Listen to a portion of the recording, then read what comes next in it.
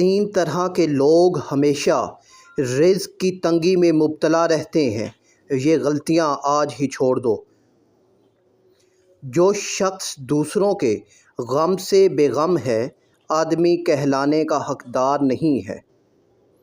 عقل مند اس وقت تک نہیں بولتا جب تک خاموشی نہیں ہو جاتی۔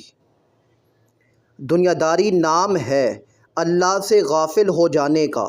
ضروریات زندگی اور بال بچوں کی پرورش کرنا دنیا داری نہیں۔ خدا کے دوستوں کی اندھیری رات بھی روز روشن کی طرح چمکتی ہے۔ یہ ضروری نہیں کہ جو خوبصورت ہو نیک سیرت بھی ہوگا، کیونکہ کام کی چیز اندر ہوتی ہے، باہر نہیں۔ زندگی کا راز صبر میں پوشیدہ ہے۔ اگر تم چاہتے ہو کہ تمہارا نام زندہ رہے تو اولاد کو اچھے اخلاق سکھاؤ۔ اگرچہ انسان کو مقدر سے زیادہ رزق نہیں ملتا، لیکن رزق کی تلاش میں سستی نہ کرو۔ شیر سے پنجہ آزمائی کرنا اور تلوار پر مکہ مارنا ایک ہی بات ہے۔ دشمن سے ہمیشہ بچو اور دوست سے اس وقت جب وہ تمہاری تعریف کرنے لگے۔ آہستہ آہستہ مگر مسلسل چلنا کامیابی کی علامت ہے۔ اگر چڑیوں میں اتحاد ہو جائے تو وہ شیر کی کھال اتار سکتی ہیں۔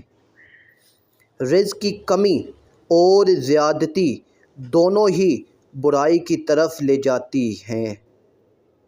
مصیبت کو پوشیدہ رکھنا جواں مردی ہے۔ اچھی عادات کی مالک عورت اگر فقیر کے گھر بھی ہو تو اسے بادشاہ بنا دیتی ہے۔ دوست وہ ہے جو دوست کا ہاتھ پریشانی کی حالت میں پکڑتا ہے۔ بروں کے ساتھ نیکی کرنا ایسا ہے جیسے نیکوں کے ساتھ برائی کرنا۔ بھوک اور مسکینی میں زندگی گزارنا کسی کمینے کے سامنے دست سوال کرنے سے بہتر ہے۔ جو کوئی اپنی کمائی سے روٹی کھاتا ہے، اسے حاتم طائی کا احسان اٹھانا نہیں پڑتا۔ سب داناؤں کا اس پر اتفاق ہے کہ حق شناس کتا ناشکر گزار انسان سے بہتر ہے۔ جو شخص اپنے سے زیادہ طاقتور انسان سے زور آزمائی کرتا ہے، وہ اپنے آپ کو تباہ کرنے میں مدد کرتا ہے۔ نہ تو اس قدر سختی کر کہ لوگ تجھ سے تنگ آ جائیں، اور نہ اس قدر نرمی کہ تجھ پر حملہ کر دیں۔ جو شخص بچپن میں ادب کرنا نہیں سیکھتا، بڑی عمر میں اس سے بلائی کی کوئی امید نہیں۔ انسان کے رزق میں تنگی کی وجوہات: دسترخوان پر بیجا گفتگو کرنا، اللہ کی نافرمانی کرنا اور نماز ترک کرنا۔